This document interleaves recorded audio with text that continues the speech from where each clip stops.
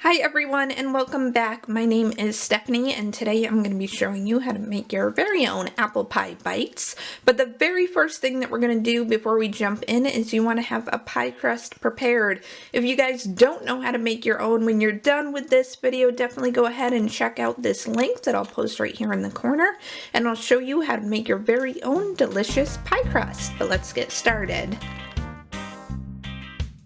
Okay, so I have rolled out my pie crust just into a long strip here, and I am actually using the top to one of those large bulk spice jars. Is the perfect size to make a circle to go into a mini muffin tray, and I'm just doing cookie cutter style and getting a bunch of rounds ready here.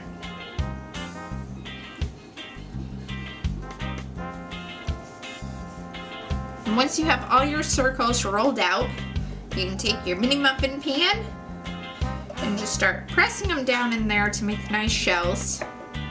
And just be careful as you press towards the bottom. You don't want to make a hole. I mean, it's easily fixable if you do, but just nicer if you don't. And then you can go ahead and put these in the fridge and they'll stiffen up while we're getting our filling ready. And while those are in the fridge stiffening up, you can go ahead and start peeling and cutting up your apples. When it comes to apple pie, for the best texture, you're going to want to use a Granny Smith or a Honeycrisp apple. I, on the other hand, am using Gala apples because that's what I was able to get for the best price at this time. Now, because we are making mini apple pies, I'm going to cut up my apples into really small little cubes rather than slices, but you can do whatever works for you. And if you so choose, guys, before I started cutting these up in the container that I'm measuring them out in, I added a 1/4 cup of water with 1 tablespoon of lemon juice, and that'll just stop your apples from browning while you're getting everything prepared. Next thing, in my pan, I'm melting down 3 tablespoons of butter with 2 teaspoons of cinnamon,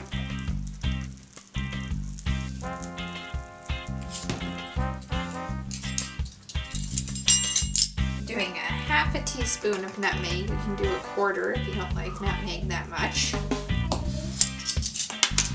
We're just going to let this all melt together.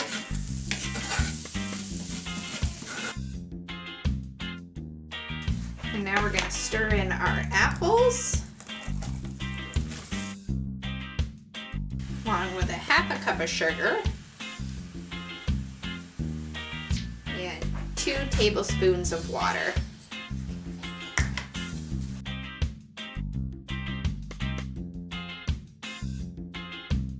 Now we're going to let this sit here and cook for probably about 6 to 10 minutes until our apples are softened up, and you want to keep an eye on it and stir it pretty frequently.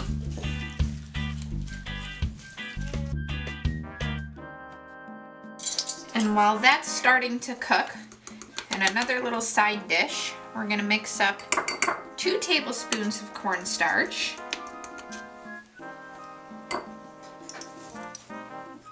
with 2 tablespoons of water. Now, you don't have to do this step if you don't want, but the cornstarch is what's going to give you that really thick filling instead of a thin, watery filling. And now that it's nice and bubbly and our apples have all softened up, we're going to take our cornstarch mixture, make sure that it's still stirred up really well, and we're just going to slowly drizzle that in while we're stirring it.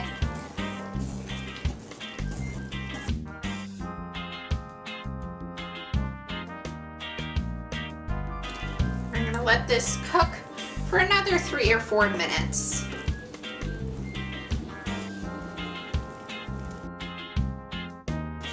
Okay, you can see how really nice and thick that is now, which is definitely good for the bite-sized ones. Then when you're carrying them with you, they don't make as much of a mess.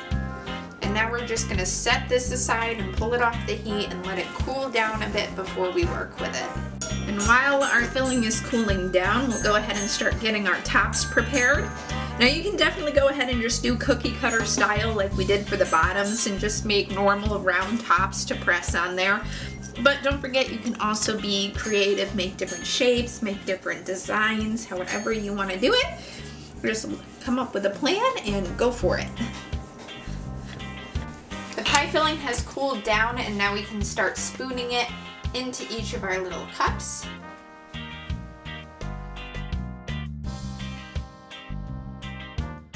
And once they're filled, we can go ahead and start pressing our tops on there.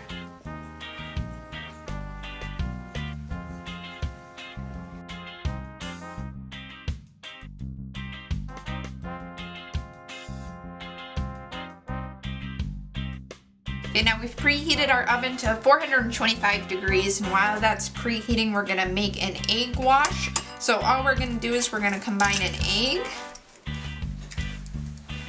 and a splash of milk, kind of just like we were making scrambled eggs. Now over all the tops of your little pies, wherever you can see crust, you can take that egg wash that you made and just brush it on over the top. And really try to spread it out, let it get on the pan like I'm doing there if you need, because you don't want it thick on it, you want a nice thin layer over it. And make sure that any pies that you did that have full covers, such as this one and this one, that you go ahead and poke a hole in the top of those so that they don't explode in the oven on you. Then you can go ahead and put these in the oven for about 20 minutes, but I would keep a very close eye on them because burnt pie is no fun. Once they have cooked to where they're nice and golden brown, you can go ahead and pull them out of the oven, let them cool, and then carefully remove them from that pan.